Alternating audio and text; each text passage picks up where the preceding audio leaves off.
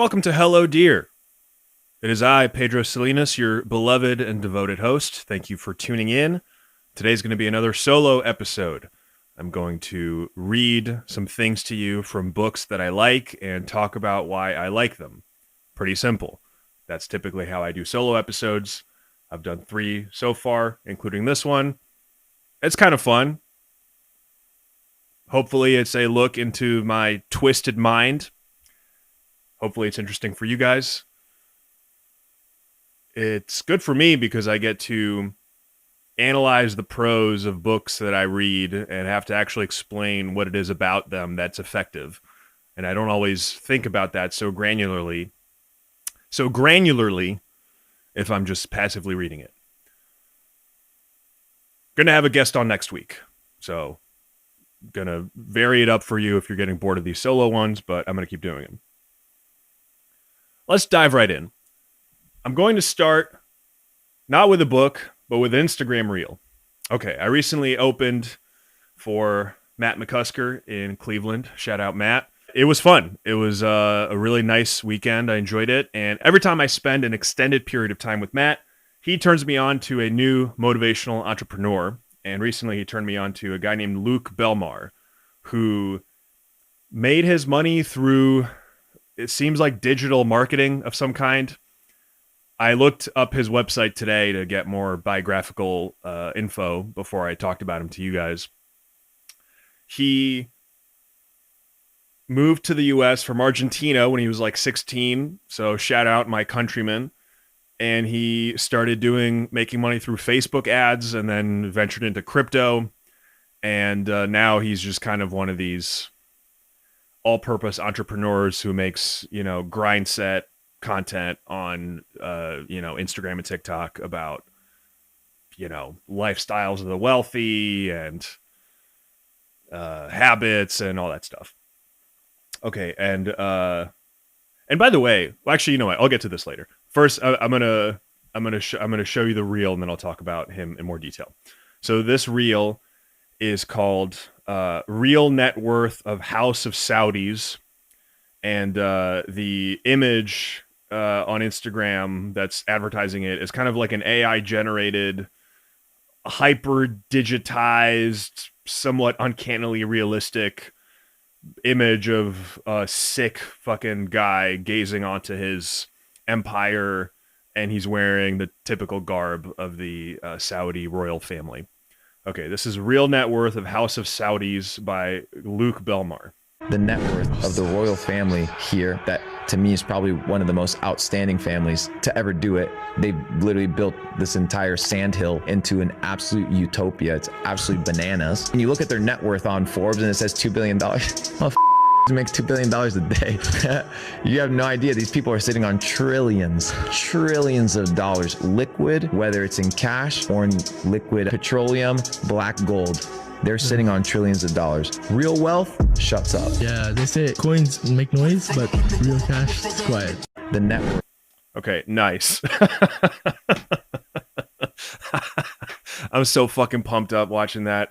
Okay, so first what I like about it is that he says here, talking about, one of the things about the family here, which indicates to me that Luke Belmar lives in Saudi Arabia, which is, I don't know, just kind of makes me laugh. Like a Western guy who makes a ton of money online decides to move to Riyadh. It's a strange decision. Typically those people live in, I don't know, the Bahamas or Dubai, but going to Riyadh specifically is, as implied by that, makes me laugh. Then he says they're one of the most outstanding families to ever do it. That makes me laugh. It kind of, because it makes me think about the way that people talk about great athletes. They're like, oh, Brady's one of the best to ever do it. There's a kind of athletic comparison being made there. They're one of the most outstanding families to ever do it. And it's like, well, do what? Live in a country with a tremendously valuable natural resource and, exploit it / take advantage of it, which I guess is, I don't know if I would be able to do that to the extent that the Sauds have been able to do it, but I don't know why, but one of the most outstanding families to ever do it.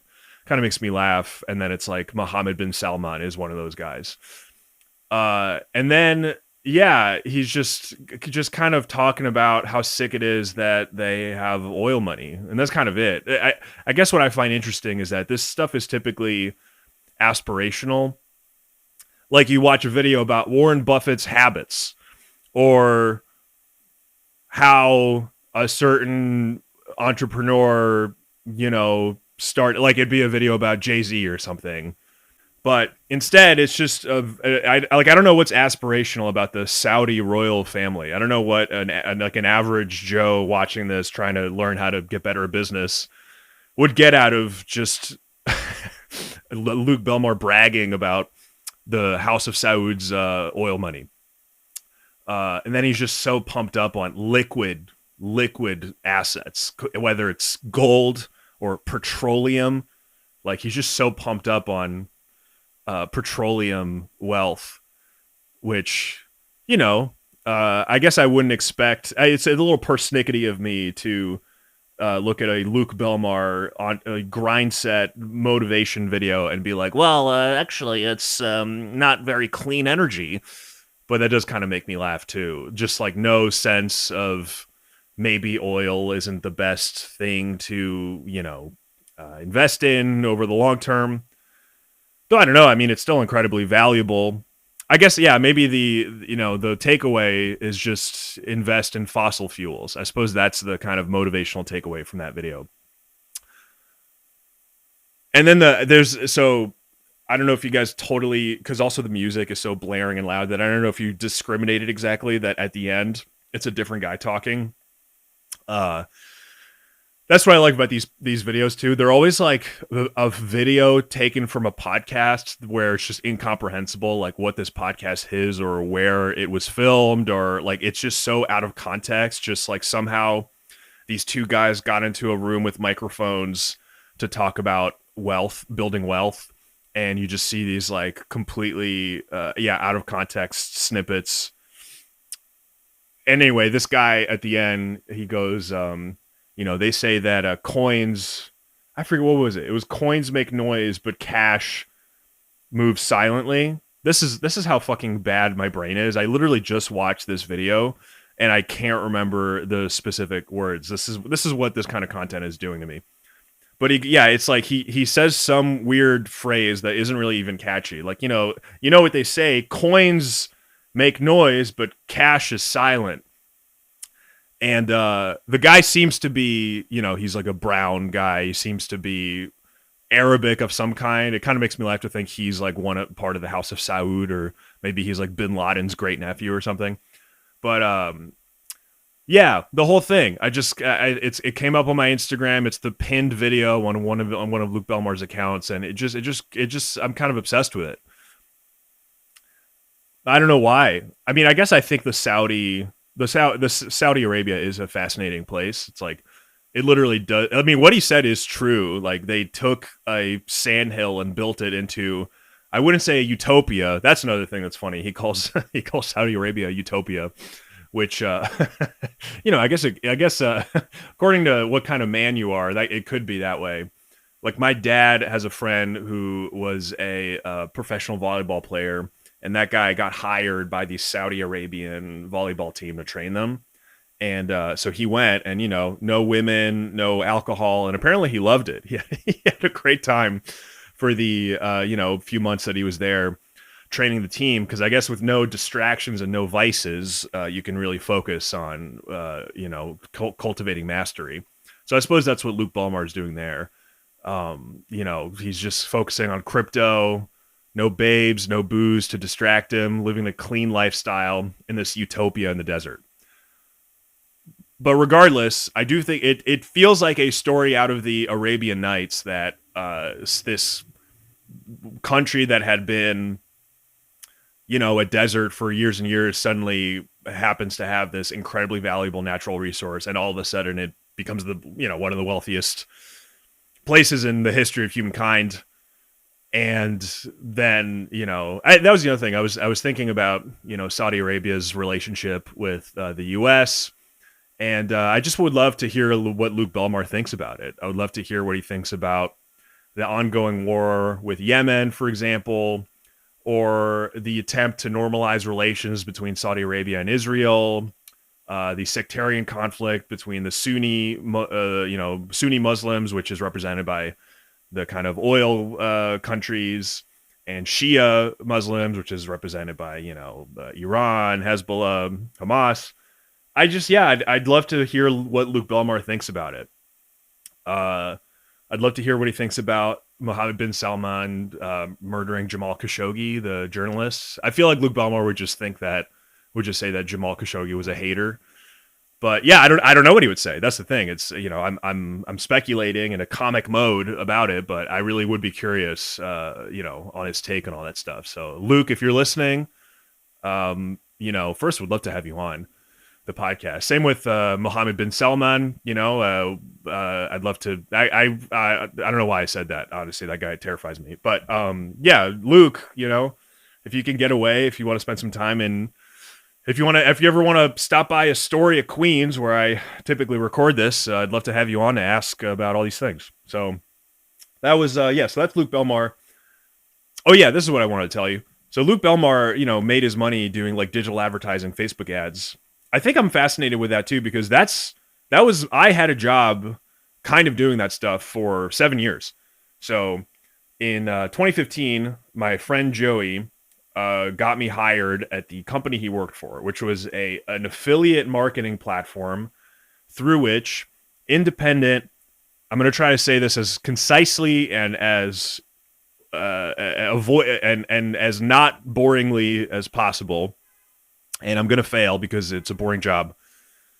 Basically, affiliate marketing platform, independent publishers would use this platform to post content online, and we were kind of a middleman between individual people and like advertising companies that would create these survey ads, and then you could put one of those ads on your website, and so if someone clicked on it, it would first be like how many coins do you see in this image, and then you would have to fill that out, and then someone would get all your data and somehow make money from you down the line. I did this job, so I didn't do any of that stuff. I literally just talked to people who were trying to do that stuff, and I was sort of customer service, mild tech support. That job is the origin story of this podcast in a way, because that's where I first heard "Hello, dear" used as a greeting by guys in Bangladesh, Estonia, Somalia. It was all like a bunch of dudes all over the world, but mostly centered in like South Asia and like Eastern Europe. And they would hit me up and go, "Hello, dear, how to make money online?" And I would say, "Well, here's a link to frequently asked questions," and I would help them no further than that, because I don't know how to make money online. I worked that job for 7 years, literally never learned anything about digital advertising. Honestly, probably kind of an embarrassing statement to make. Even though I don't respect digital advertising as a thing to do, it's undoubtedly valuable according to the market economy I live in. So if I had learned anything from that, I could have then leveraged that skill to probably help my comedy career, for example. That's what a more resourceful, smarter person would have done. I instead whined about my job's so stupid and boring, and then I did open mics. So that's a path I chose, and here I am. So I wouldn't take any of it back. But I think Luke Belmar. I don't know if he used the website that I worked for, maybe. But yeah, he's a success story of that kind of guy, I guess. And so I think I find that kind of fascinating. So. Yeah, I hope you got something out of Luke Belmar and the inspirational story of the House of Saud, because I'm going to move on now to what I really want to talk about today, which is horror fiction. Okay? Horror fiction. I have here 4 authors I'm going to read from. Shirley Jackson, Algernon Blackwood, Thomas Ligotti, Octavia Butler. Not all of them are exclusively horror fiction. Octavia Butler obviously is better known for sci-fi. But all of them have written things that are scary. Ooh, spooky. And it's October. I didn't even make that connection until I said it right now. So I figured, okay, this will be fun to read through. So I'm going to read a few passages from them, and I'll talk about what I find effective, what I find bone chilling about them. So first, Shirley Jackson. Okay, Shirley Jackson, if you haven't heard of her, she was a short story writer and novelist in mid 20th century. She's most famous for The Lottery, which is a story she published in The New Yorker that has eventually become one of the most anthologized short stories in American literature history. The Lottery is about a small town in sort of an unidentified part of the country that has a ritual they do every year where they pick a name. This is a spoiler for The Lottery. So heads up, I'm about to spoil The Lottery. They pick a name out of a hat, and whoever that name is, they stone that person to death. Totally random, and it seems to be a way for them to purge their violent antisocial impulses. And the whole story revolves around the woman who finds out that it's her who has been chosen. Very, very effective. Very great story. Very memorable. She has written The Haunting of Hill House, which I'll read from, and a whole many novels, many short stories. So I'm going to read from a short story from the same collection as The Lottery. The short story is called The Witch, and then I'm going to read from the beginning of The Haunting of Hill House. Okay. But first, The Witch. So I'll set this up a little bit before I get to the passage I really want to read. The Witch starts with just a family on a train. The coach was so nearly empty that the little boy had a seat all to himself, and his mother sat across the aisle on the seat next to the little boy's sister, a baby with a piece of toast in one hand and a rattle in the other. That's the setting. They're going somewhere, who knows where. The mom is kind of frantically trying to keep the baby in the seat, in her seat rather, the little boy's sister. Mom's trying to keep the sister in the seat. And the little boy is just kind of looking out the window and saying a bunch of nonsense. And the mom is absentmindedly responding to it. We're on a river, the little boy said. This is a river, and we're on it. Fine, his mother said. We're on a bridge over a river, the little boy said to himself. Stuff like that. Just kind of cute nonsense, blah, blah, blah. The patter of a little kid. Okay, then... And meanwhile, the mom's given the boy little lollipops to kind of shut him up. Okay, then the first kind of thing that happens in the story is the little boy says, I saw a witch, he said to his mother after a minute. There was a big, old, ugly, old, bad old witch outside. Fine, his mother said. A big, old, ugly witch, and I told her to go away, and she went away, the little boy went on, in a quiet narrative to himself. She came and said, I'm going to eat you up. And I said, no, you're not. And I chased her away, the bad, old, mean witch. So, again, nonsense. But as you're reading, you're thinking, okay, this story is called The Witch, and this kid just talked about seeing a witch. So maybe your hackles are raised. And that depends on your expectations. If you've never read anything by Shirley Jackson, you don't really know what her style is. Her style is that she takes situations that seem sort of pedestrian and mundane and everyday, and suddenly she infuses them, especially in her short fiction, she does this. She infuses these situations with a freaky, inexplicable moment of madness, essentially. It's like something breaks through the stitch of everyday life, and you're kind of left to wonder what it was. So that's the first thing that starts happening.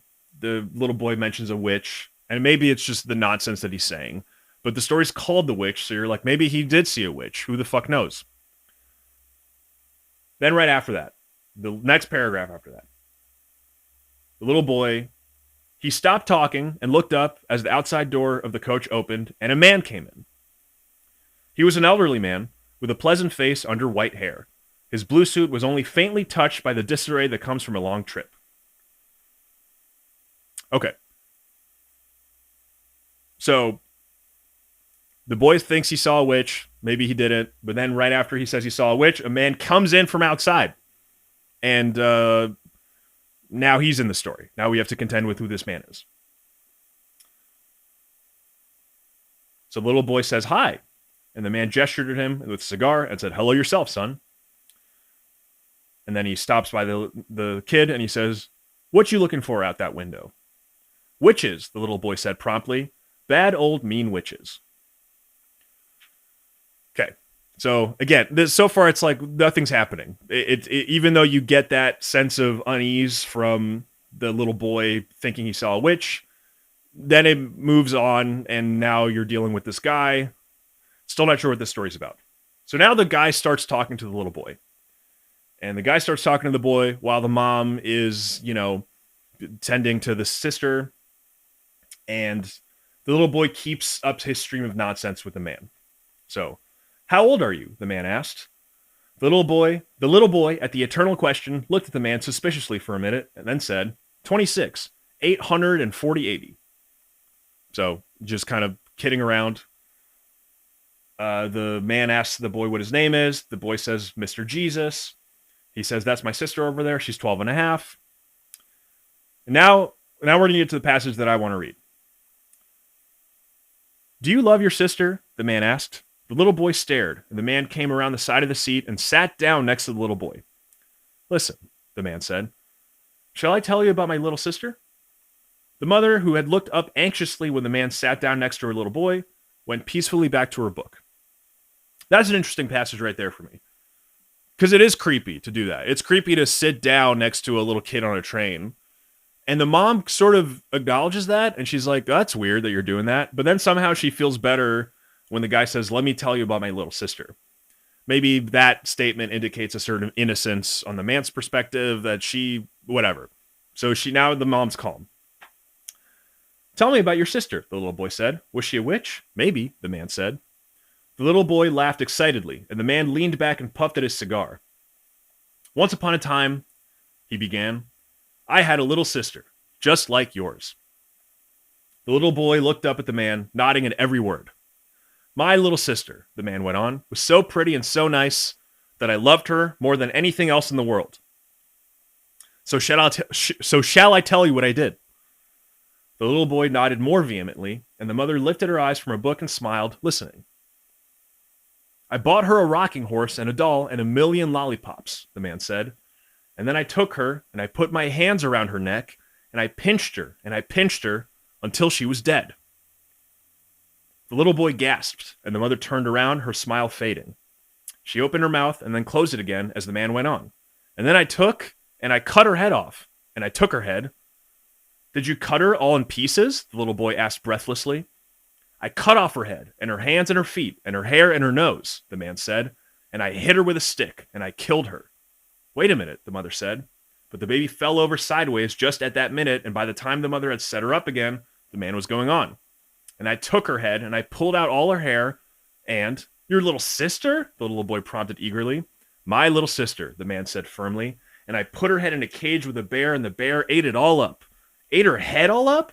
The little boy asked. All right, so I'll stop here. I mean, God, this turn is, I don't know. Maybe, I don't know if I'm evoking it as powerfully as it hits me, but just that sense, as soon as, it's right in the middle of the page. I bought her a rocking horse and a doll and 1,000,000 lollipops, and I took her and I put my hands around her neck and I pinched her until she was dead. That turn is so surprising to me. Every time. Because it's in the middle of what he's saying, and especially because it comes right after he bought her 1,000,000 lollipops, and you've already got lollipops on the brain because the mom keeps giving the son lollipops. So then it's like, how did this guy know about the lollipops? How does he know to include that detail in the story? And it's so innocent, but then it's like 1,000,000 of them is kind of weird and obviously excessive and unrealistic. And then pinch her until she was dead, not strangle. He doesn't say strangle, he says pinch, which is more childlike and more comprehensible to the boy. And the boy's not scared. He's excited. He goes, did you cut her all in pieces? He kind of like loves this story. And the man just keeps going and going. And the language is completely childlike the whole time. I cut off her head and her hands and her feet and her hair and her nose. and I hit her with a stick and I killed her. It's like, it's nonsense. It's dreamlike nonsense. And the mom's trying to make it stop happening, but the baby keeps fucking falling out of the seat, so she has to put the baby back, and the man's just corrupting her son. Okay, so then the mom finally kind of lays down the law, tells the guy to get out, and the little boy says, the mom says, "I can very easily call the conductor." The mother said to the man, "The conductor will eat my mommy. We'll chop her head off too." "And little sister's head too," the man said. He stood up, and the mother stood back to let him get out of the seat. "Don't ever come back in this car. My mommy will eat you." Okay, so then it's like she tries to assert control over the situation, but she doesn't have it because the kid is just all his imagination has been completely scrambled by this guy's fucked up story. And so he's just riffing. He's like, "And the conductor is gonna eat mommy, and then we're gonna chop her head off, and my mommy's gonna eat you, and just everyone's eating each other." And the man has introduced violence to this kid's imagination in a way that is now unstoppable. But then the guy leaves, and everything settles down, and the mom gives him another lollipop. And then the little boy says, "Did that man really cut his little sister up in pieces?" "He was just teasing," the mother said, and added urgently, "Just teasing." "Probably," the little boy said. With his lollipop, he went back to his own seat and settled himself to look out the window again. Probably he was a witch. That's the end of the story. It's a fucking 2-page story. And it explodes in the middle with such evil, such incomprehensible energy. And then it just kind of vanishes. It's like a tornado flies through the story. And it's also convincing. And it just fucks me up. I don't know. And yeah, all of her stories are like this. All of her stories involve the shredding of reality and the suturing back of it in a way that's unconvincing by the end. Okay, so now we're going to read from the beginning of The Haunting of Hill House, which has a very different tone to it. Shirley Jackson's short stories are sort of folksy and plain-spoken and kind of rollicking, I guess. And her novels they're just different creatures. I mean, I can't really characterize all of them in a single sentence because they're all different from each other. But The Haunting of Hill House, at the very least, is a lot more poetic, a lot more lyrical, a lot more solemn than her short stories are, which are a little bit funnier, a little bit more crazy and kooky. So this is the beginning of The Haunting of Hill House. No live organism can continue for long to exist sanely under conditions of absolute reality. Even larks and katydids are supposed, by some, to dream. Hill House, not sane, stood by itself against its hills, holding darkness within. It had stood so for 80 years, and might stand for 80 years more. Within, walls continued upright, bricks met neatly, floors were firm, and doors were sensibly shut. Silence lay steadily against the wood and stone of Hill House, and whatever walked there, walked alone. So Stephen King, he has a book about horror fiction, and he has already pointed out this passage as just some of the most perfect writing that exists, and I totally agree. I think prosody would be a word. The prosody of this is, it's hard for me to even describe why it works the way it does. It just kind of moves and glides, and its sense of timing, its syntax is so gorgeous and effective at instilling a sense of dread. It begins with this statement, this assertion of fact that establishes the authority of the speaker. No live organism can continue for long to exist sanely under conditions of absolute reality. This is like Tolstoy's, happy families are all alike. It's a kind of grand statement about not just human nature, but biological reality. that you just kind of have to take at face value, depending on how nicely it's articulated. And that's not even the whole sentence, right? It goes, even larks and katydids are supposed by some to dream. If I was trying to write this sentence, I wouldn't say larks and katydids. I would say birds and bugs, because I don't have a good grasp of different species of animals. This is why I'm not Shirley Jackson. I'm just a podcaster. Larks and katydids. It's so precise, and I don't know why she picked those two species. I think katydid. I think it's a kind of bug. It's like a cricket or something. And I think it's named katydid because the sound of the bug sounds like saying katydid, katydid, katydid. I'm pretty sure that's the idea. It's spelled like Katydid. If you already know this bug, and I'm just saying obvious things, I didn't know what this bug was before I read this book. There's a folksiness to the name of the bug. It's not like saying, I don't know, cockroaches, or it doesn't have a kind of taxonomic, scientific, technical sound. It's a sort of musical name for a bug. And larks, obviously. Larks, I know that they're songbirds. So even the choice of species points to a kind of music, a kind of poetry, a kind of non-reality, a kind of gesturing toward forces beyond the everyday. Then Hill House, not sane.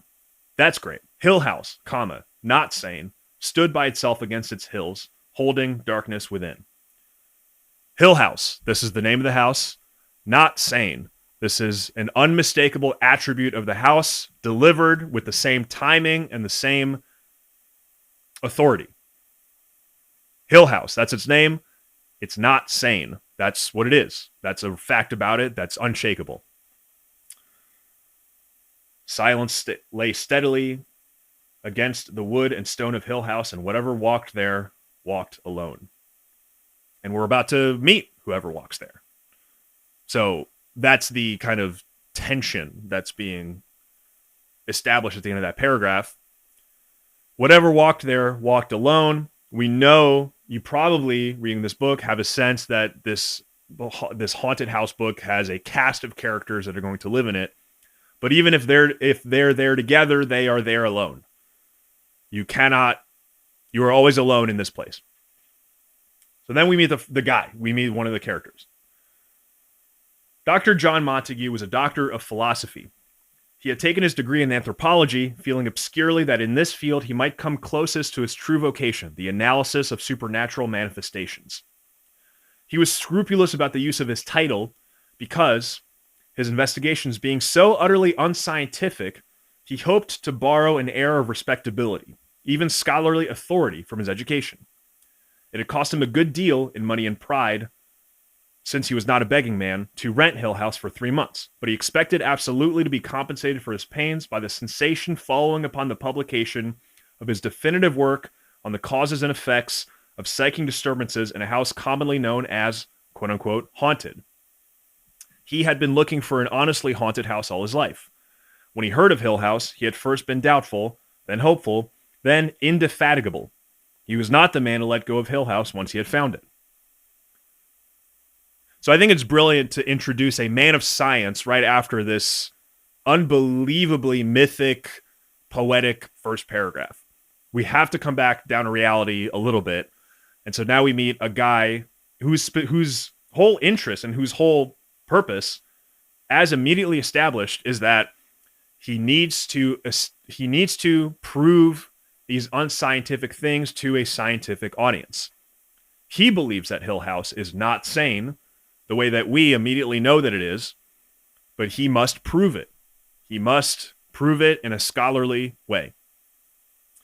So then it goes on and it describes Dr. Montague's intentions to get a bunch of assistants to come join him at Hill House. And the way that he chooses assistants is that he finds people who have had paranormal encounters before, and he reaches out to them.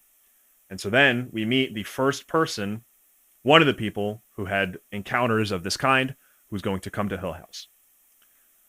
Eleanor Vance was 32 years old when she came to Hill House. The only person in the world she genuinely hated, now that her mother was dead, was her sister. She disliked her brother-in-law and her 5-year-old niece, and she had no friends.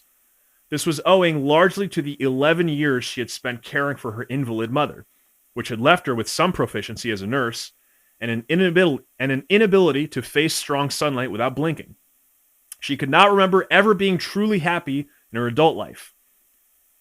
Her years with her mother had been built up devotedly around small guilt and small reproaches, constant weariness, and unending despair. Without ever wanting to become reserved and shy, she had spent so long alone with no one to love that it was difficult for her to talk, even casually, to another person without self-consciousness and an awkward inability to find words. Her name had turned up on Dr. Montague's list because one day, when she was 12 years old and her sister was 18, and their father had been dead not quite a month, showers of stones had fallen on their house without any warning or any indication of purpose or reason, dropping from the ceilings, rolling loudly down the walls, breaking windows, and pattering maddeningly on the roof. The stones continued intermittently for 3 days, during which time Eleanor and her sister were less unnerved by the stones than by the neighbors and sightseers who gathered daily outside the front door, and by their mother's blind, hysterical insistence that all of this was due to malicious, backbiting people on the block who had it in just for her, who had had it in for her ever since she came. After 3 days, Eleanor and her sister were removed to the house of a friend, and the stones stopped falling, nor did they ever return, although Eleanor and her sister and her mother went back to living in the house, and the feud with the entire neighborhood was never ended. The story was forgotten by everyone except the people Dr. Montague consulted. It has certainly been forgotten by Eleanor and her sister, each of whom had supposed at the time that the other was responsible. So this is just a kind of staggering introduction to Eleanor. Eleanor Vance was 32 years old when she came to Hill House. The only person in the world she genuinely hated, now that her mother was dead, was her sister. What a sentence. What a thing to say about the character we're going to spend the entire book with. I mean, I'm thinking of the storytelling edict that you must show and not tell. And this is a lot of telling. But it's effective. I don't know. I feel like I know her from this description. And I guess what it's showing is that some shit is fucking wrong with her. The idea that it's especially the introduction of the stones falling on their house after we've gotten this thing about Hill House and it's not sane and Katie Did's dream, but this stuff must be proved scientifically. You're kind of wavering. You're teetering in this state of unreality. And then suddenly this description of Eleanor, that doesn't explode it, but it just kind of sends you further into it. Because you get this sense of like, okay, so this woman who's going to be in this book is clearly like very unstable and troubled. But then you get this inexplicable thing that happened to her that you can't really ascribe to just her being emotionally unstable. It's like, oh, there is kind of something wrong around her. There is like a cosmic way that she's being punished. And this is who we're going to spend the whole book with. In this house that is not good, not well, not sane. And so, it's hopefully you are excited to read more, because that's what happened to me when I read this first paragraph. I was like, what the fuck? This was when I used to smoke weed all the time. And I will say, and I'm glad I don't smoke weed anymore, but man, getting high as fuck and reading those opening 5 pages, I was absolutely terrified. And I'm, it still holds up. I'll probably read this book again, sober. Okay, we're going to move on to Algernon Blackwood.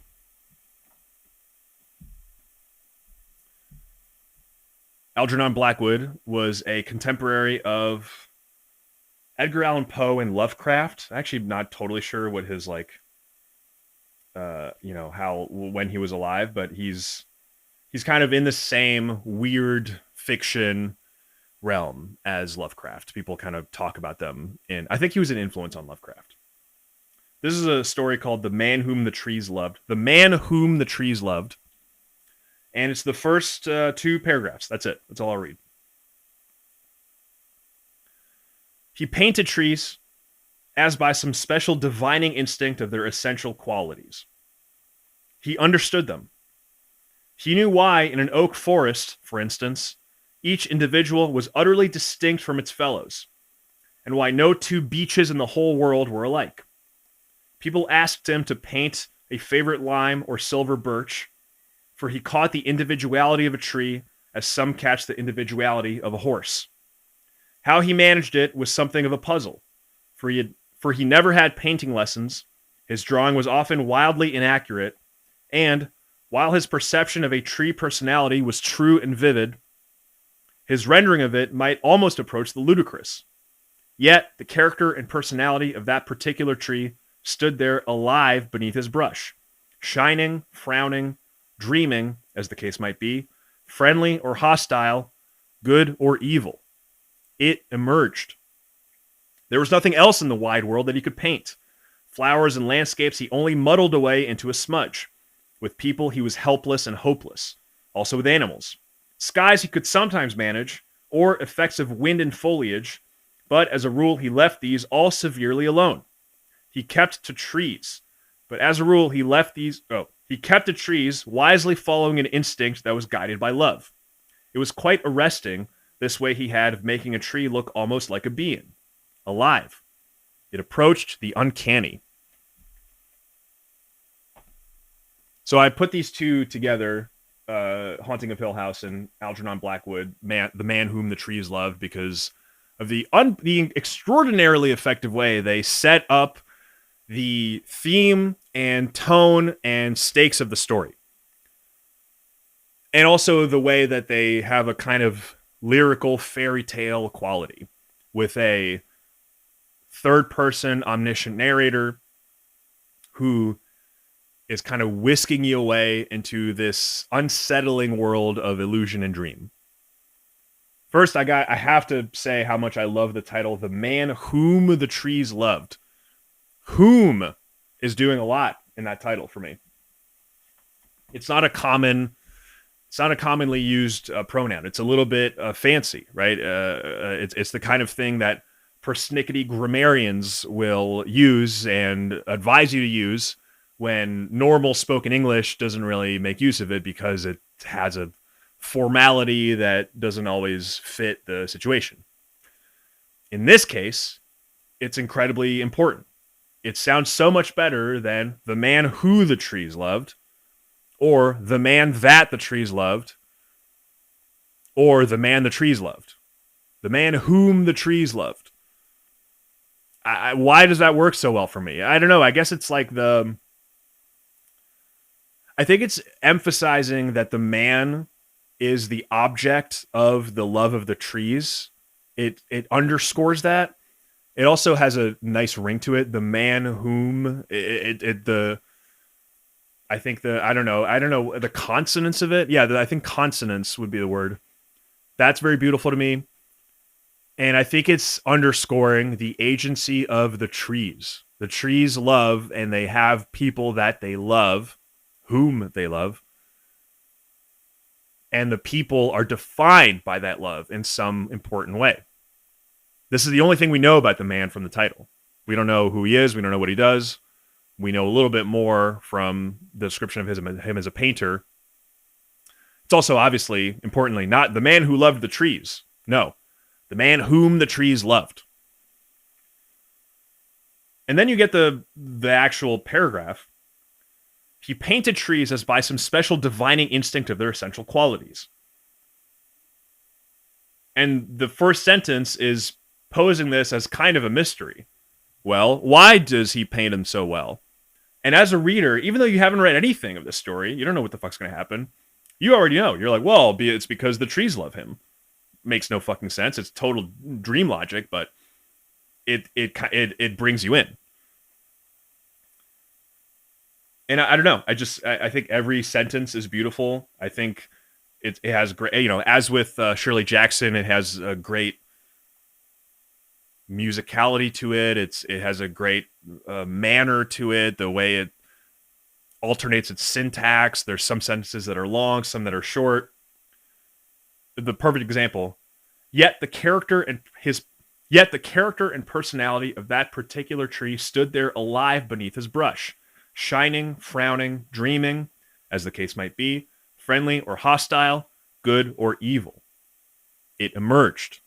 Perfect example of this. You have a long sentence and then a short, punchy sentence that underscores and explodes and finalizes what the longer sentence was saying. It emerged. What a scary thing. Even though it's trees, we love trees. We love the trees. They're beautiful. There's so many of them. In this story, immediately you're getting a sense that there's something scary about them. First, that they can love a man to the point where he's able to paint them in a way that is kind of hypnotic. And then the sense that the trees might be shining, frowning, dreaming, friendly or hostile, good or evil. That a tree might be evil. What a notion. But you kind of believe it right away. And the rest of the story, I haven't read it in a long time, so I don't totally remember the thrust of the plot. But basically, a rich couple hires the guy to paint. A rich man hires the guy to paint a tree, and the rich man's wife is suspicious of this transaction because she's kind of mad about how much the rich man loves trees. And then at the end of the story, the rich man kind of disappears into the forest, and the woman is left wondering what happened. I think that's the overall thrust of it. And yeah, I don't know. That all kind of follows with inevitable logic from that first paragraph. And also, I got to give it up to Algernon Blackwood as the name for a horror writer. Fucking awesome. Okay, we're going to move on to the third book I want to talk about, third writer, Thomas Ligotti. Thomas Ligotti, his most significant contribution to popular culture is a book called The Conspiracy Against the Human Race, which is a book of pessimistic philosophy. Pessimistic philosophy is the idea that it is better not to have been born, that existence is suffering, and pessimistic philosophy is a kind of realistic, they say, a quote-unquote realistic grappling with that reality.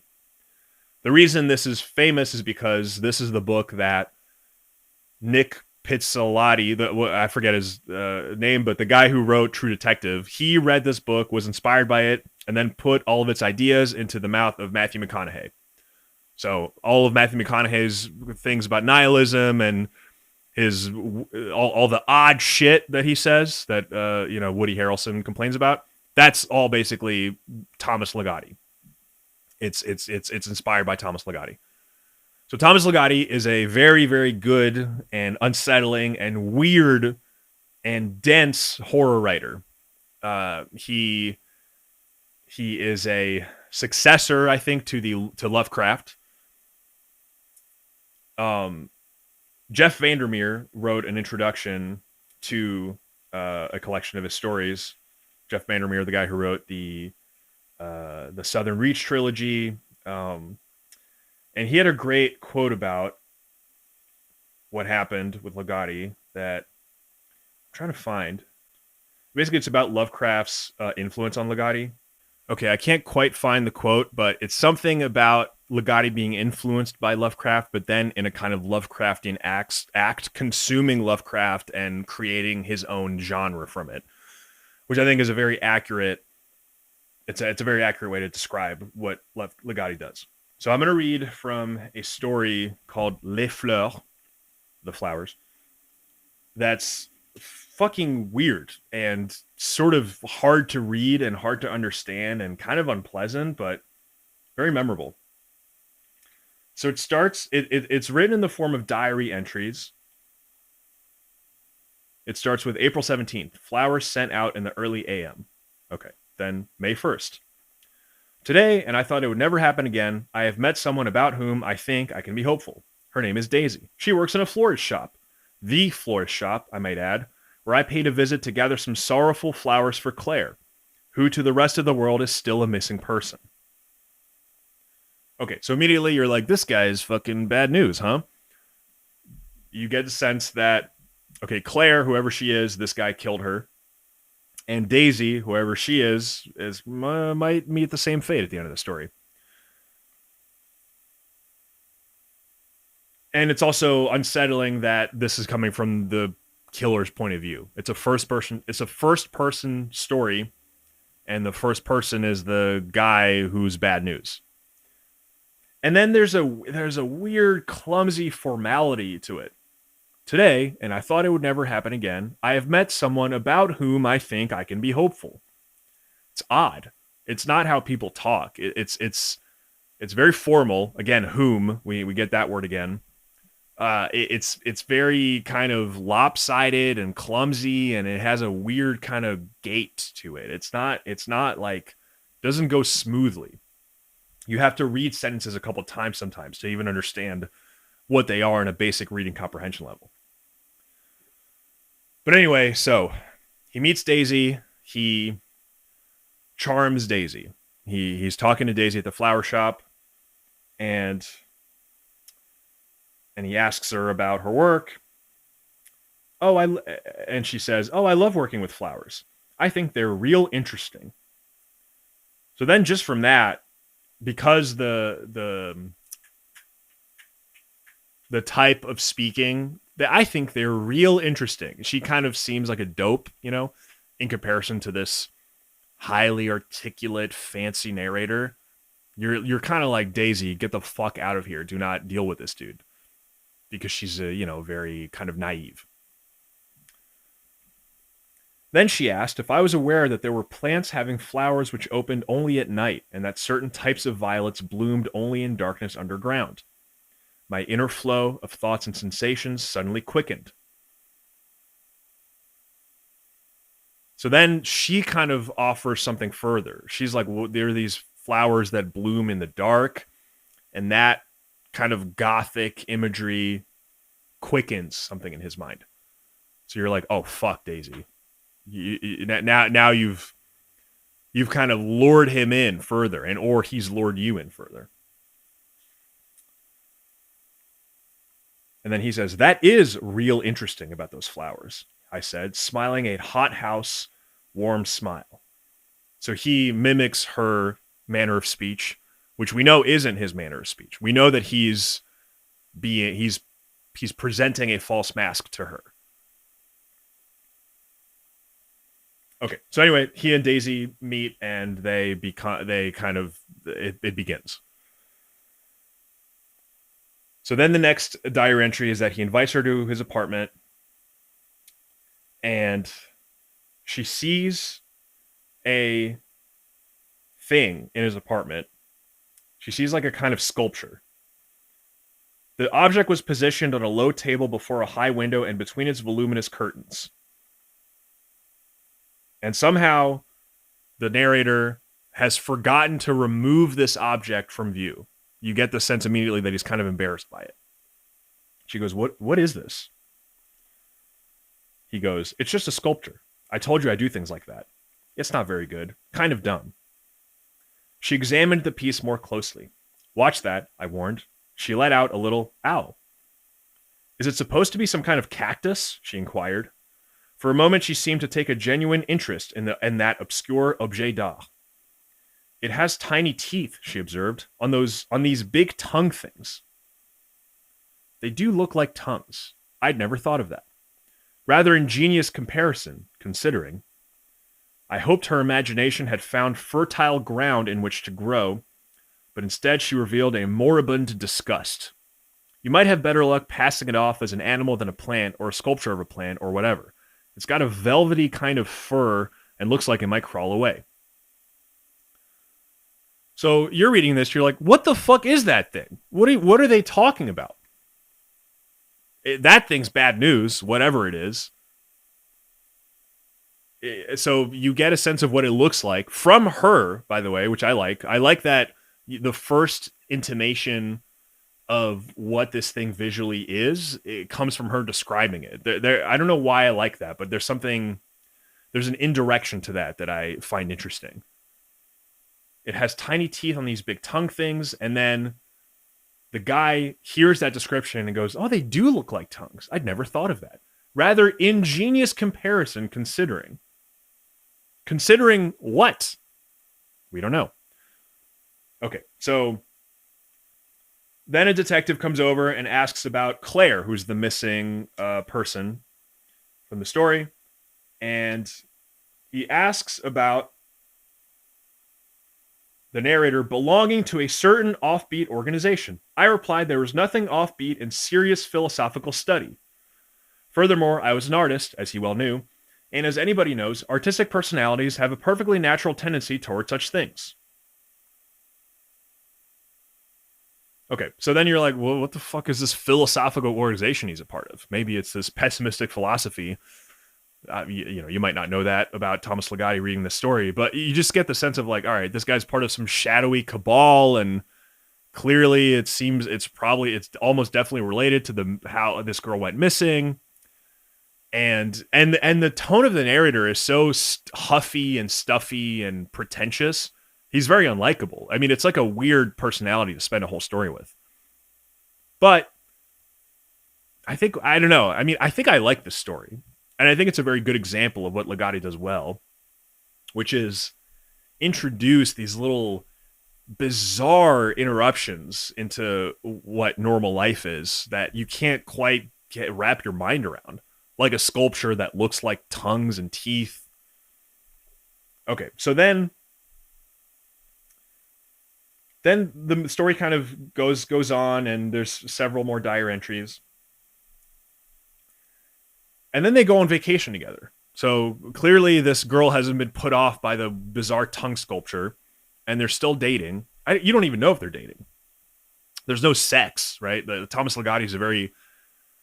I mean, his fiction is so unreal that you just don't get scenes of people on dates. It's very, very different from Shirley Jackson, where you get the beginning of you get the beginning of an evocation of like normal life, and then it's interrupted by insanity. With Thomas Ligotti, you kind of start out in the insanity and you just go further and further in. So they go to Hawaii together, seemingly, and they're hanging out on the veranda of the hotel. And they're just listening to the darkness. We heard the flapping of invisible wings whipping the warm air in darkness. I'm going to read that again. We heard the flapping of invisible wings whipping the warm air in darkness. We listened closely to the sounds of black orchids growing, even if there were none. We were ripe for a whim. I had one, not knowing yet if I could pull it off. Can you smell the mysterious Cereus? So this is Cereus, Cereus. That's the name of the flower that blooms at night that is introduced at the beginning of the story.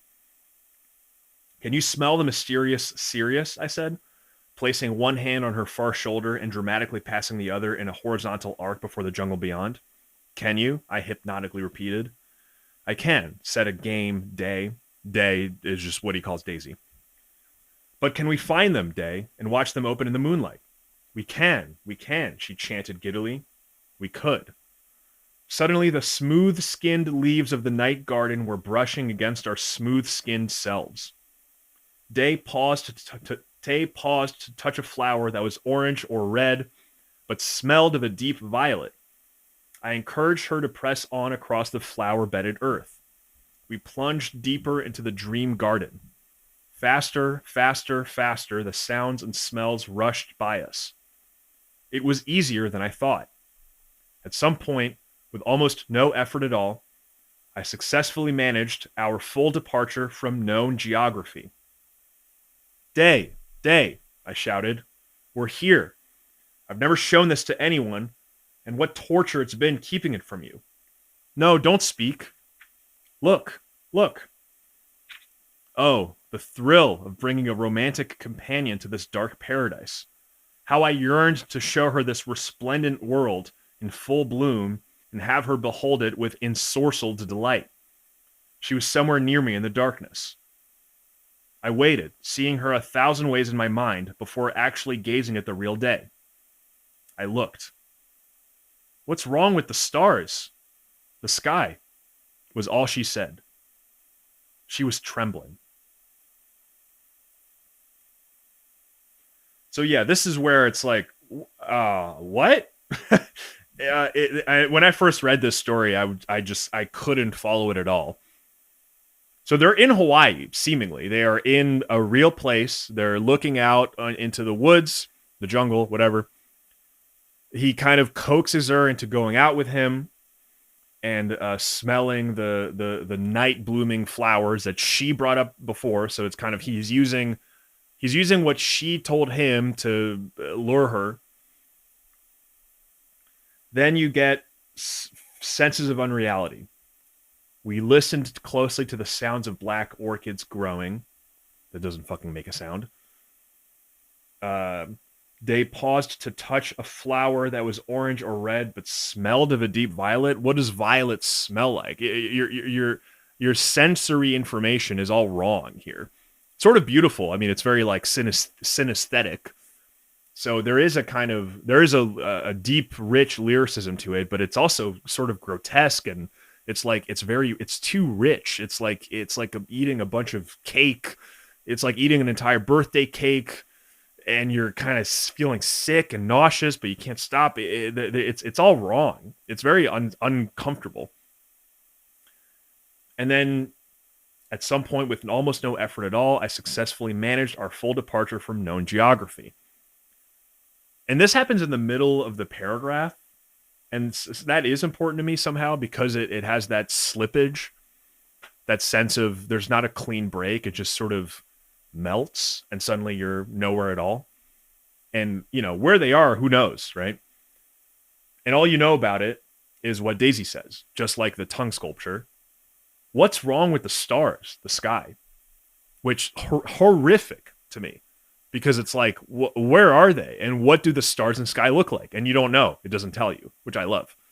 Everything that's unsaid in this story works to make everything that is said more powerful. So then, okay. Then after this happens, he invites her back to his place, and he shows her a painting that he made. And this is the painting. An interior done up very much like my own apartment, a refuge crowding about a window of a disproportionate breadth, so as to direct the viewer's sight telescopically outward. Beyond the window is a vista wholly alien to terrestrial nature and perhaps to all that we deem human. Outside is a gorgeous kingdom of glittering colors and velvety jungle shapes, a realm of contorted rainbows and twisted auroras. Hyper-radiant hues are calmed by the glass, so that their strange intensity does not threaten the chromatic integrity of the world within. Some stars, colored from the most spectral part of the spectrum, blossom in the high darkness. The outer world glistens in stellar light and is mirrored by gleams from within each labyrinthine form.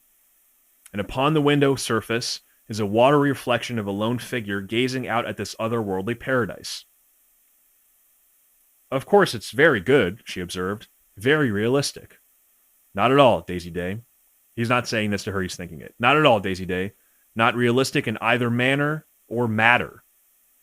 Some uncomfortable moments later, Day told me she had a prior engagement and was running late. It seemed she had made girl plans with a girlfriend of hers to do some girly things girls do when they get together with others of their kind. I just include that last part because it makes me laugh. And also, it's like this is kind of a classic Ligotti narrator who is it's a very incel type of story. It's like, I'm this genius who thinks about philosophy, and women don't understand me. And every time I think a woman is going to understand me, she disappoints me, and that's why I kill them and they disappear. I'm sorry to laugh. That is grim, but it does kind of, I don't know. It's good. It kind of makes me laugh. So he shows her this painting and she doesn't get it. And so he's upset about her not getting it. And then his philosophical society has a meeting, and he gets a sense that Daisy's going to talk about what she saw to her friends, talk about this weird painting, talk about this weird dream garden that he took her into, far away from known geography, where the stars in the sky are all wrong. So they decide to kill her, and so he goes back to his apartment and he looks at his sculpture. I stared at the razory dents, Dentes, teeth, but he writes it daunt, like French. This is part of the strangeness of Ligotti's prose, is that he uses words like these that you like. If you were like in a writing workshop, your teacher would say just write teeth, because there's a weird formal fanciness to it that's like it comes off strange, but it kind of works for Ligotti. Okay. I stared at the razory daunts of my furry sculpture for a perilously long while. What that poor girl saw as tongue-like floral appendages were silent. The preservation of such silence, of course, is their whole purpose. I remember that Daisy once jokingly asked me on what I modeled my art. Then there's another diary entry, which is a poem. To Eden with me you will not leave, to live in a cottage of crazy, crooked eaves. In your own happy home, you take care these nights. When you let your little cat in, please turn on the lights. Something scurries behind and finds a cozy place to stare. Something sent to you from paradise, with serpents to spare. Tongues flowering, they leap out laughing, lapping, disappear. And then there's one more diary entry. It's just November 17th, 12 a.m., flowers. So I guess he sent flowers again. No. Flowers sent out in the early a.m. Okay, that's what that means. I just got it. So I think, the story begins with flowers sent out in the early a.m. That's him killing Claire. Flowers are whatever this fucking tongue sculpture is. And then at the end of the story, flowers is, he sends the tongue sculpture again to kill Daisy. So yeah, that's that story. Pretty fucked up, I think. Weirdly beautiful. I do think there's those aspects of lyricism that Shirley Jackson has in her stories. The most Ligotti-esque paragraph is the description of the painting, and these are the most Ligotti-esque sentences. A gorgeous kingdom of glittering colors and velvety jungle shapes, a realm of contorted rainbows and twisted auroras, hyper-radiant hues, chromatic integrity, stars colored from the most spectral part of the spectrum. The outer world glistens in stellar light, is mirrored by gleams from within each labyrinthine form. It's all so baroque, rococo, they might say.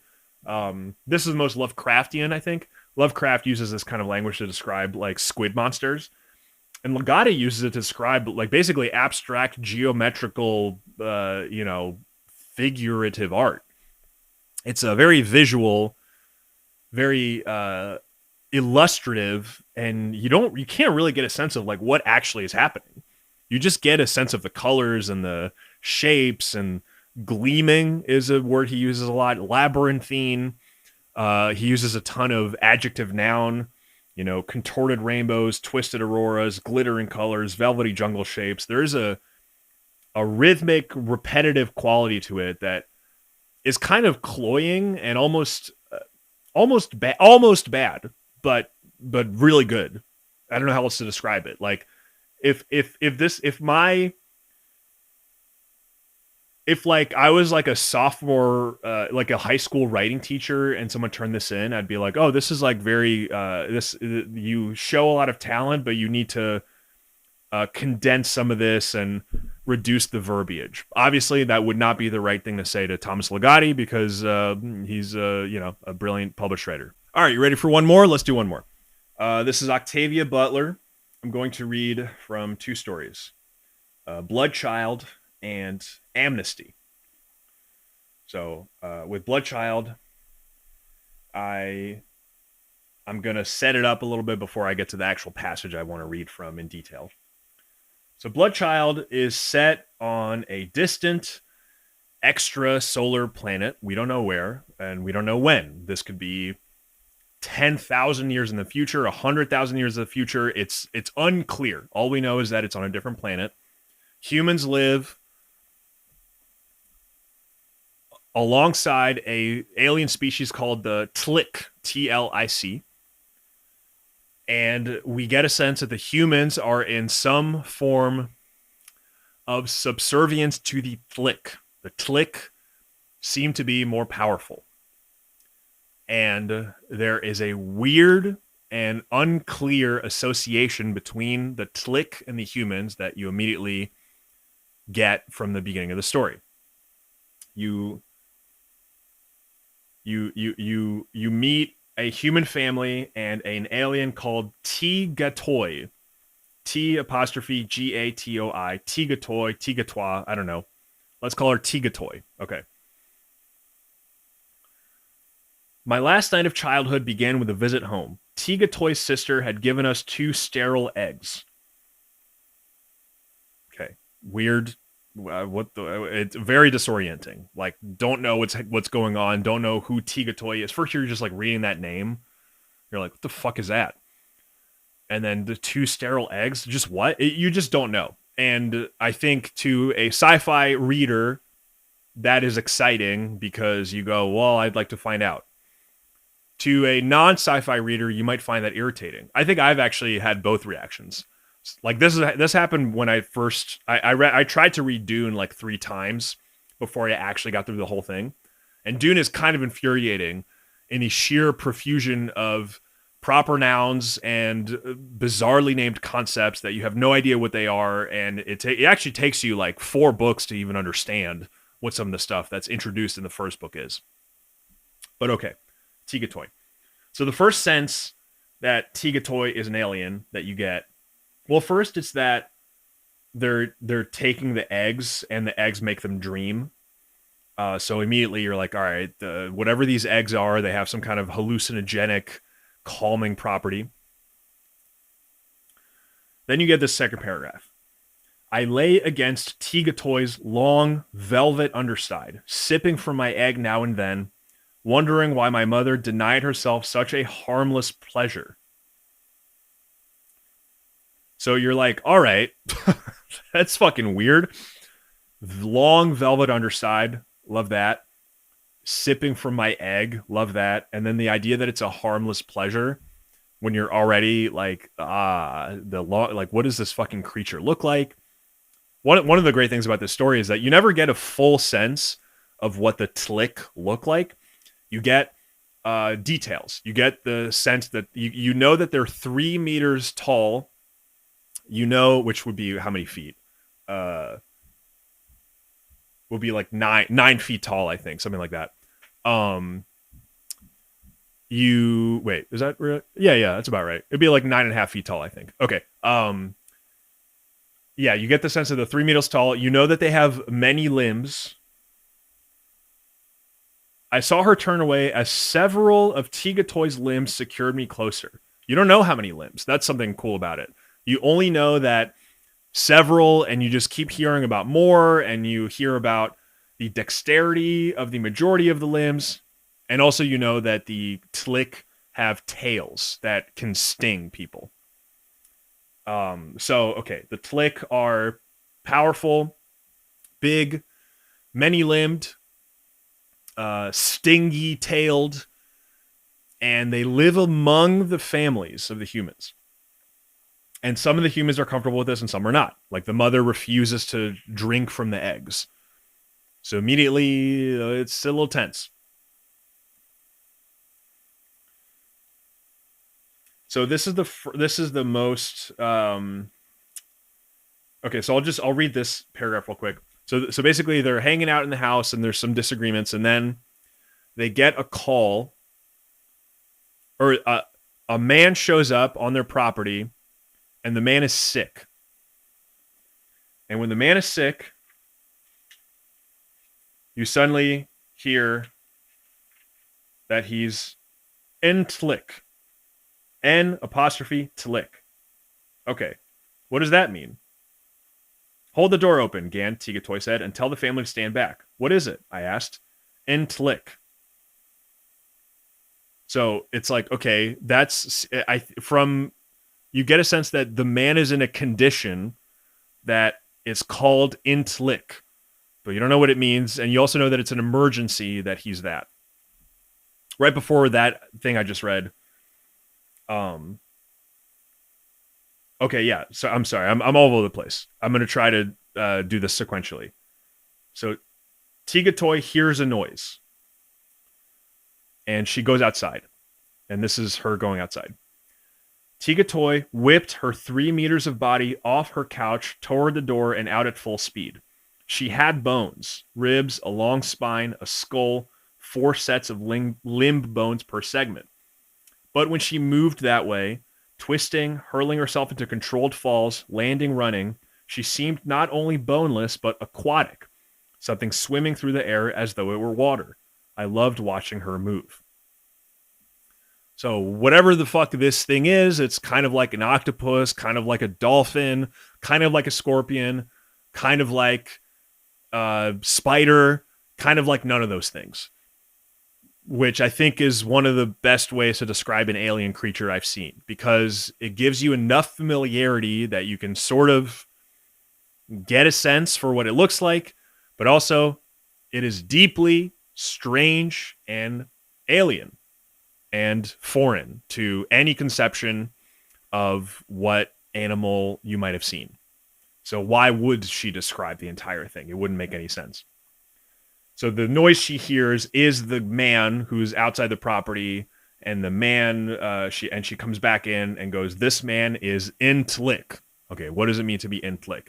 We're about to find out.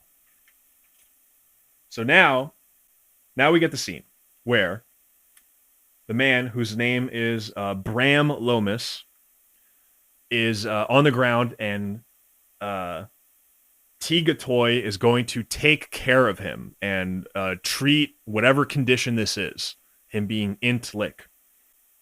I should warn you before I read this that this is really gross and grotesque and explicit. So if that is stuff that you don't like to read, just so be warned. Okay.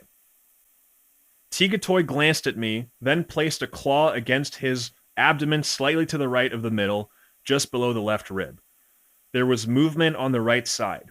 Tiny, seemingly random pulsations moving his brown flesh, creating a concavity there, a convexity there, over and over until I could see the rhythm of it and knew where the next pulse would be. Lomas's entire body stiffened under Tigatoy's claw, though she merely rested it against him as she wound the rear section of her body around his legs. He might break my grip, but he would not break hers. He wept helplessly as she used his pants to tie his hands, then pushed his hands above his head so that I could kneel on the cloth between them and pin them in place. She rolled up his shirt and gave it to him to bite down on. And she opened him.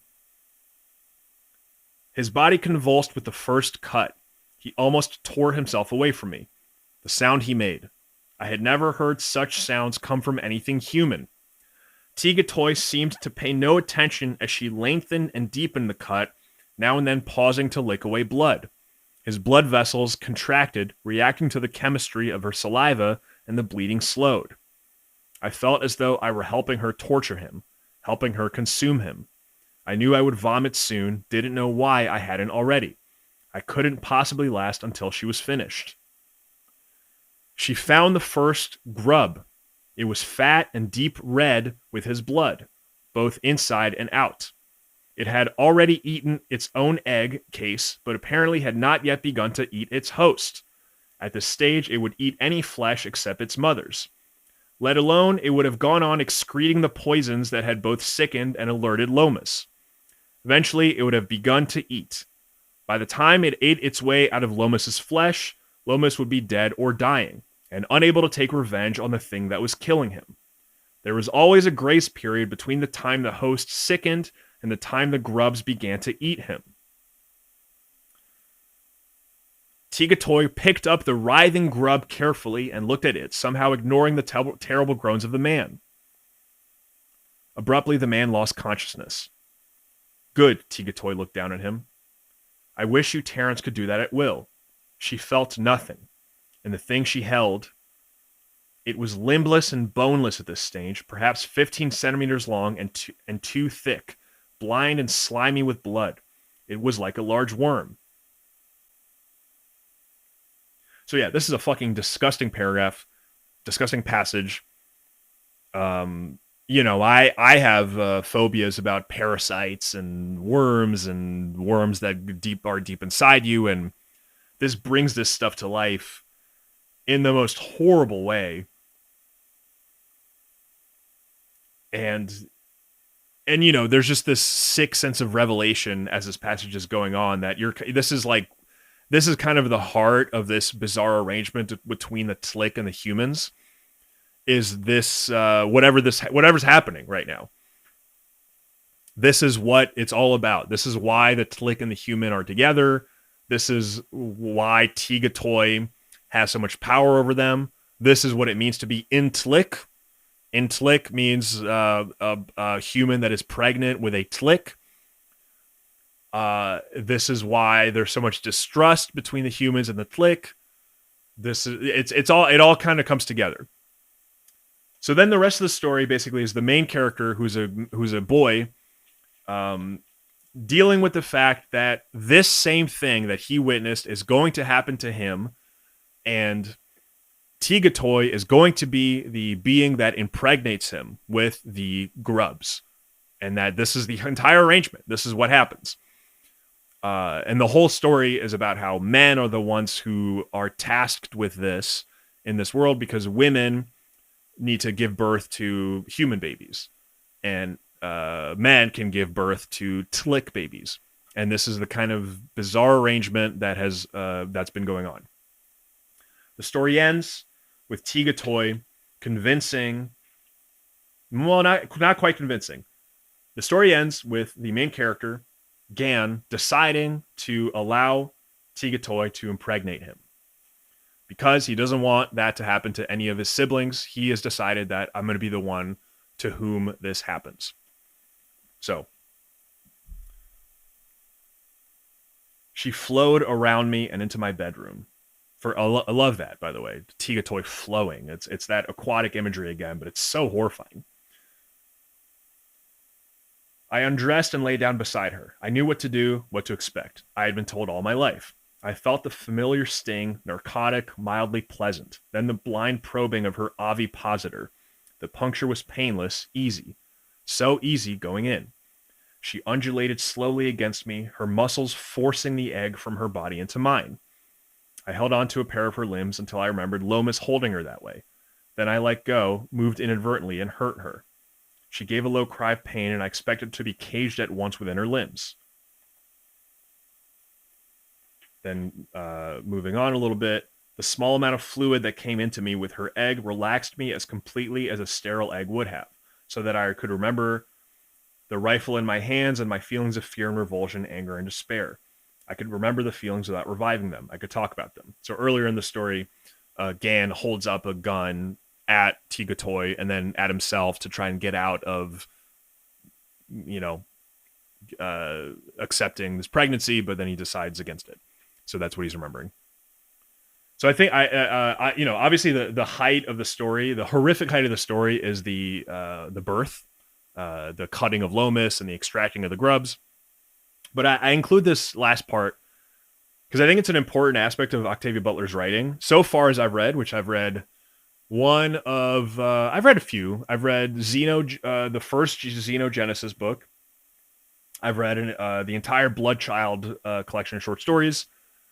And I've read Pattern Master. So I'm not a complete, I haven't read Octavia Butler's complete oeuvre, but I have a good understanding, I think, of what her style is and what her concerns are. And she enjoys writing about the sick pleasure that occurs between an entity that has power and an entity that is powerless. And she enjoys writing about the pleasure, particularly from the powerless person in the grip of the powerful. This is why it's so scary and unpleasant and kind of sickening. It has that kind of same rich, sickening quality that Ligotti's prose has, but achieved through different means of that kind of their narcotizing egg, the sucking on the egg, the long velvet underside, there's like a comfort to it and a beauty that you get a sense is wrong somehow. And so, yeah, it's like you get this final scene of her implanting him with her egg, but there's a pleasurability to it too. There's a chemical that she infuses into it to make it go down easier. He feels relaxed. It's all very wrong, but it's a decision he has made freely, right? It's not a rape. It's not an assault. It's a gross and unpleasant transaction that he has agreed to with full understanding. And Tiga Toy does not come off as a bad as a villain. She comes off as a member of her species that has needs, and is in fact kind of more generous than other members of a species might be.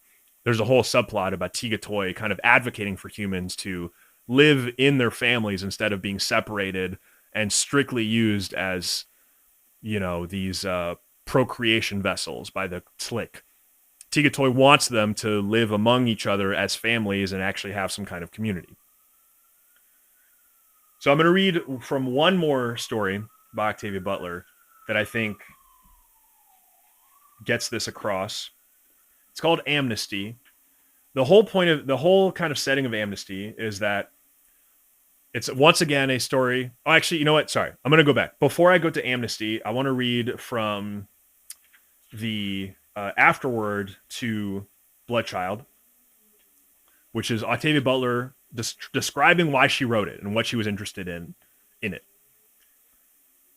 It amazes me that some people have seen Bloodchild as a story of slavery. It isn't. It's a number of other things, though. On one level, it's a love story between two very different beings. On another, it's a coming-of-age story in which a boy must absorb disturbing information and use it to make a decision that will affect the rest of his life. On a third level, Bloodchild is my pregnant man story. I've always wanted to explore what it might be like for a man to be put into that most unlikely of all positions. And then she goes on, and then the last paragraph is, there's one more thing I tried to do in Bloodchild. I tried to write a story about paying the rent, a story about an isolated colony of human beings on an inhabited extrasolar world. At best, they would be a lifetime away from reinforcements. It wouldn't be the British Empire in space, and it wouldn't be Star Trek. Sooner or later, the humans would have to make some kind of accommodation with their hosts. Chances are this would be an unusual accommodation. Who knows what we humans have that others might be willing to take in trade for livable space on a world not our own. Paying the rent. I think Octavia Butler's work is very interested in that. What are the arrangements you come to with beings that are more powerful than you? You can absolutely take that to be an allegory of the power relations on Earth. I think it's fair to make that interpretation. But I think Octavia Butler's work is often weirder than that. You can't quite pin it down to easy political distinctions, which is not to say she's apolitical, but I just don't think she's simplistically political. There is something about, there's a line in Bloodchild about them escaping Earth that I just remembered.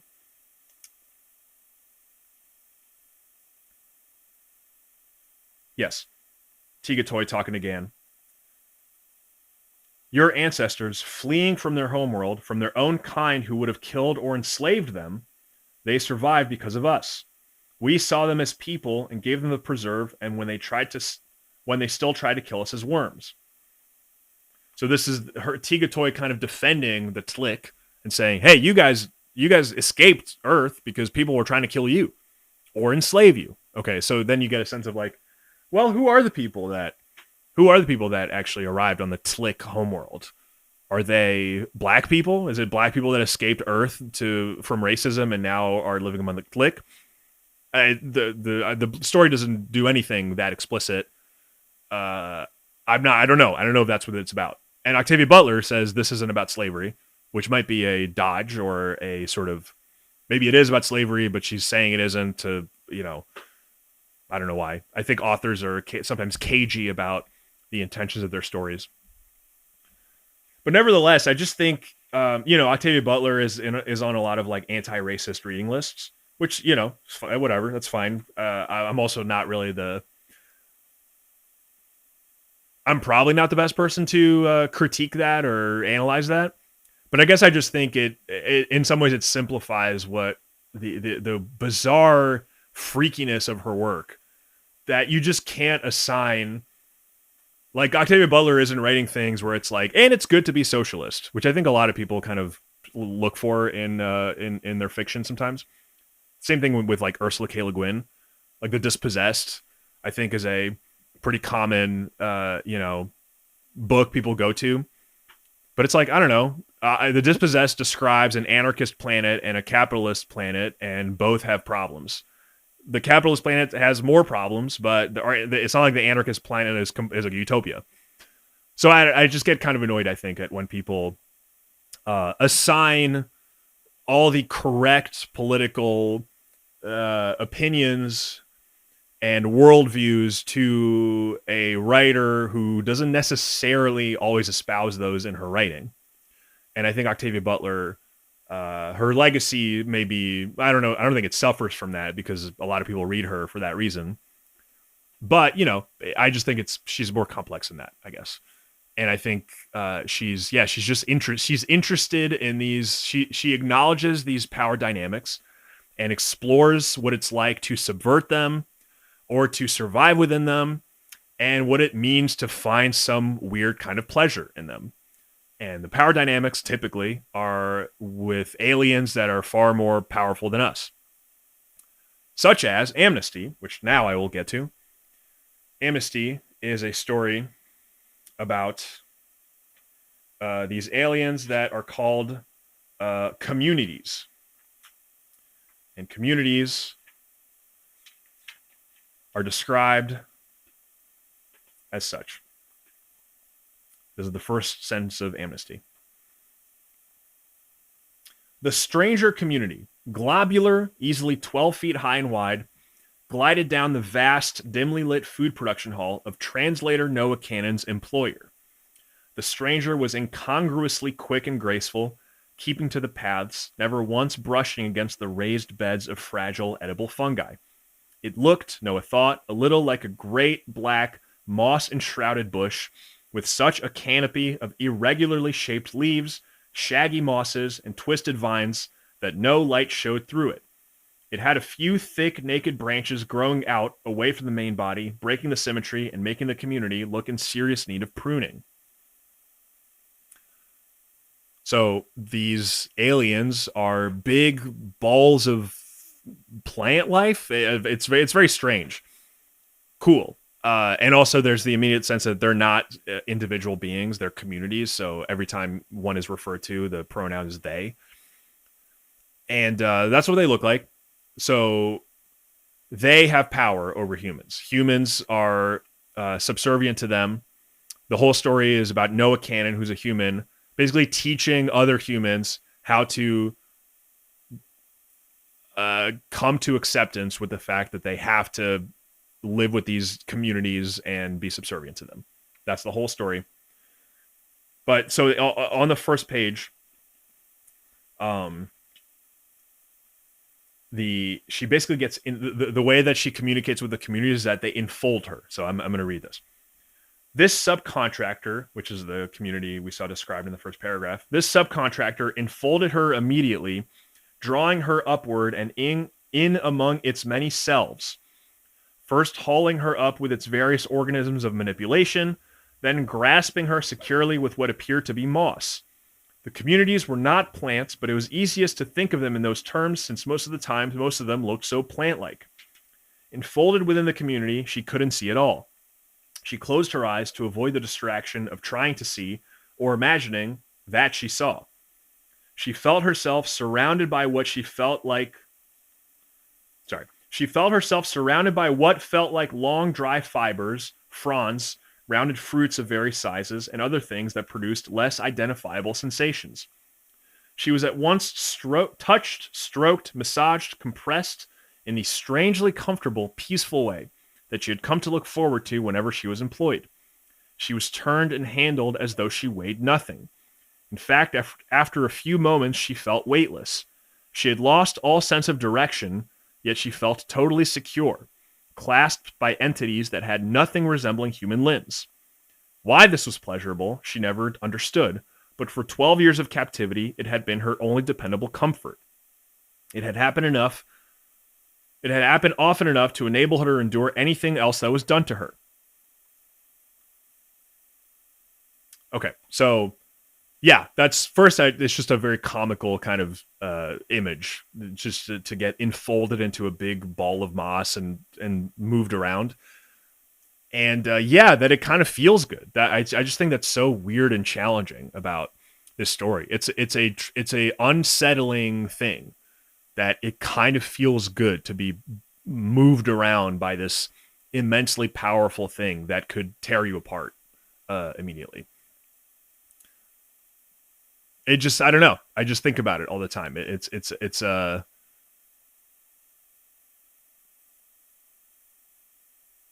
I think it's really complex and strange and kind of mystifying and deranging a little bit to live in that contradiction, to know that there are things more powerful than you and that you have to sort of acquiesce to them, but actually acquiescing feels a little bit good. It's kind of fucked up.